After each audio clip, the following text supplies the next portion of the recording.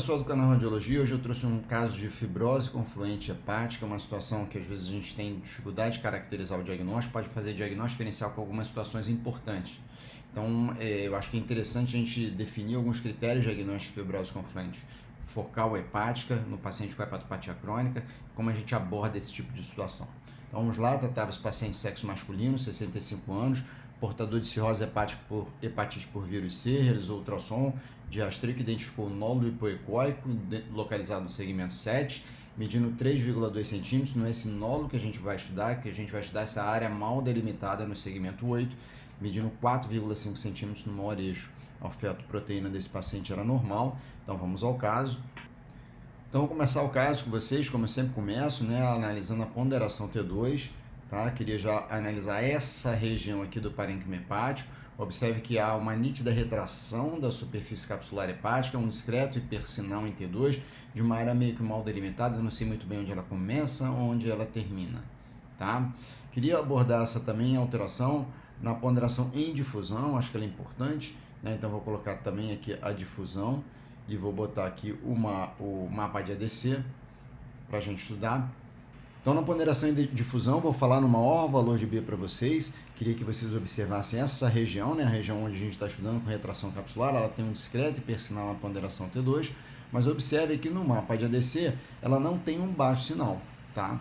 Diferentemente da alteração focal que justificou, inclusive, a realização da ressonância magnética, aqui na região posterior, no segmento 7, essa sim tinha um hipersinal no maior valor de B com baixo sinal no mapa de ADC, caracterizando aí sim restrição de fusibilidade da água, que possivelmente é uma contaminação do efeito T2, uma área mal delimitada de hipersinal no maior valor de B da difusão, porém com sinal aqui similar ao do parênquima hepático no mapa de ADC, não configurando restrição de fusibilidade da água. E também queria mostrar para vocês o estudo da dinâmica de impregnação do meio de contraste, que é fundamental na análise do paciente com hepatopatia crônica. Então, o que a gente vai abordar aqui é a ponderação T1 sem contraste, a ponderação T1 em fase arterial e a ponderação T1 na fase tardia. Observe que naquela região não tem uma impregnação exuberante na fase arterial, entretanto, na fase mais tardia há uma retenção do meio de contraste venoso, uma impregnação maior do meio de contraste venoso. Ou seja, ela não é hipervascular, mas ela é uma área que retém contraste em fase tardia. Tá? Então, com essas características de uma área de retração da superfície capsular hepática, uma ideia de perda de parênquima hepático, associado a uma região de não restrição de fusibilidade da água, com discreto hipersinal em T2 na ponderação em difusão, entretanto sem hipossinal no mapa de ADC, de comportamento no estudo dinâmico de baixa vascularização, porém com retenção da impregnação ou do contraste na fase tardia. Tá? Então, vamos voltar ao caso. E voltando ao caso, né, a gente discutindo a fibrose confluente, né, e eu vou me reportar ao próprio site da ACR, que eu recomendo que vocês estudem e avaliem, né? A definição de fibrose confluente é uma área macroscopicamente benigna de cicatriz de fibrose do parênquima hepático, intimamente relacionados aos pacientes com hepatopatia crônica.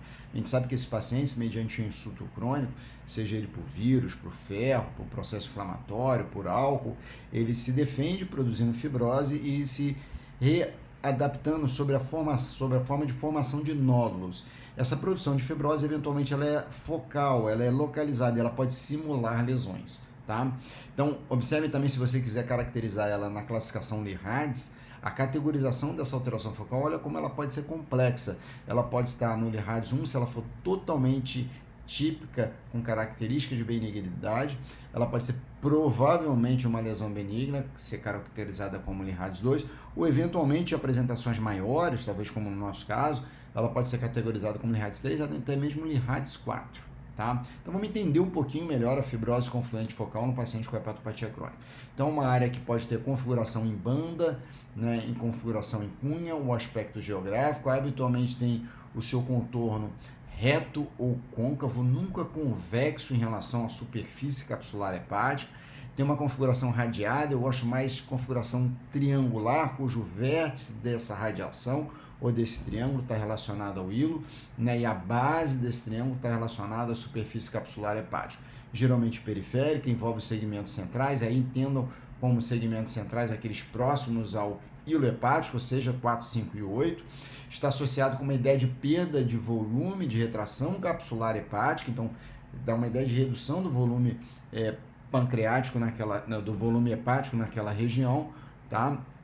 Na tomografia computadorizada, uma área hipoatenuante, hipodensa, na ressonância magnética, hipointensa na ponderação T1, hiperintensa na ponderação T2, e observem, hiperintensa na ponderação de difusão, exatamente pela contaminação, né, do efeito T2 e não necessariamente por um aumento de celularidade, tá? A gente vai ver que ela vai variar na fase arterial de iso e até mesmo hiperatenuante, hiperimpregnação na fase arterial, seja na tomografia ou na ressonância, entretanto ele não lava, tá? Então ele tem um ralo similar ao do parênquima hepático nas demais fases do estudo dinâmico, ok?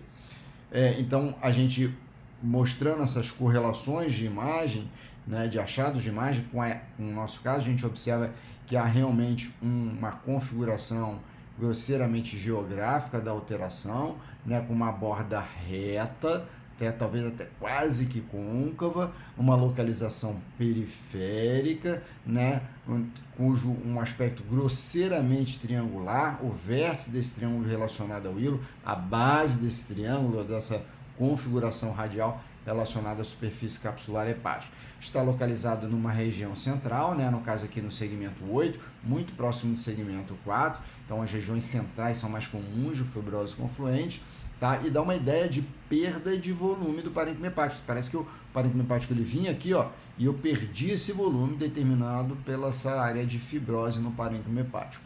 Hipodenso no ATC, hipointenso em T1, tá?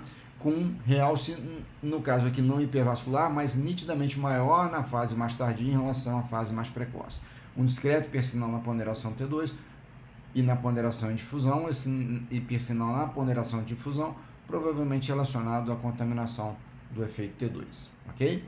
Esse também é um quadro bem interessante que o Lihard disponibiliza para a gente, tá? No site do ACR, que ele estuda a caracterização, o que pode e o que não pode ser fibrose confluente focal. Então, a fibrose confluente focal, geralmente ela é hipointensa no estudo pré-contraste. Observe que ela pode ter tanto impregnação inferior quanto superior ao do parênquima hepático na fase arterial, ela pode ser hipo ou hipervascular. Entretanto, ela não lava, ou seja, se ela é hipovascular, ela aumenta progressivamente a impregnação. E se ela for hipervascular, ela mantém essa impregnação maior do que o fígado nas demais fases do estudo dinâmico. O que não pode ser fibrose confluente, ela ser hipervascular e ela lavar. Geralmente esse comportamento é de um carcinoma hepatocelular infiltrativo, que faz diagnóstico diferencial com uma fibrose confluente. Ou ela tem uma hipervascularização em halo, tá? E esse halo apresenta lavagem em fase tardia. Essa é uma apresentação comum dos colangiocarcinomas, que também podem cursar com retração capsular e são um diagnóstico diferencial importante com a fibrose confluente focal, ok? Tá? Se eu quisesse classificar essa fibrose confluente focal que a gente observou nesse caso no protocolo Lihard, como é que a gente classificaria? Será que é um Lihard 3, 4, 5? Tá? Eu classificaria essa lesão como um Lihard 3. Por quê? Porque certamente ela tem mais do que 2 centímetros ou mais que 20 milímetros. Ela não é hipervascular, a gente observa aqui. Tá? E ela não tem nenhuma outra característica dos critérios principais, ou seja, ela não lava, ela não forma cápsula e eu não consegui caracterizar crescimento. Então, se ela tem maior que 2 centímetros e nenhuma outra característica dos critérios majors para caracterização de carcinoma hepatocelular, ela se encontraria como um Lihard 3, merecendo pelo menos um acompanhamento por imagem. Tá? Então, como ponto de aprendizado de fibrose confluente, a gente tem primeiro a configuração, né, um formato geográfico, em cunho ou em faixa, determinando uma margem hepática reta ou até mesmo côncava, uma localização periférica do parênquima hepático, habitualmente segmentos centrais, entendam como segmentos centrais aqueles próximos do hilo hepático, segmentos 4A e 4B, 5 e 8. Há uma ideia de perda de volume do parênquima hepático com retração capsular, que ela pode ser progressiva, ou seja, eu repito, esse exame aumenta essa perda de volume, essa retração capsular. Na tomografia computadorizada sem contraste, ela é hipodensa, na ressonância pré-contraste, hipointensa em T1, discreto hipersinal em T2 e em difusão, esse hipersinal na difusão pelo efeito de contaminação do efeito T2. Ela pode variar de hipo a menos frequentemente hipervascularização, entretanto, essa hipervascularização nunca pode ser em halo, é só uma apresentação de colangiocarcinoma e não de fibrose confluente, então ela nunca é em halo, e a lavagem menor do que o parênquima adjacente. Ela nunca pode ser essa lavagem superior ao fígado adjacente a ela.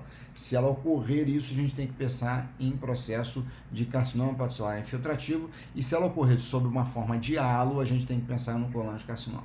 Ok, gente? Tá? E infelizmente é uma variação de apresentação muito grande. Ela pode variar no Lee-Radze de 1 a 4, pode deixar a gente de cabeça para baixo. Tá? Então espero que tenha sido bastante útil essa discussão para vocês, que vocês possam utilizar isso na prática clínica de vocês. Até breve.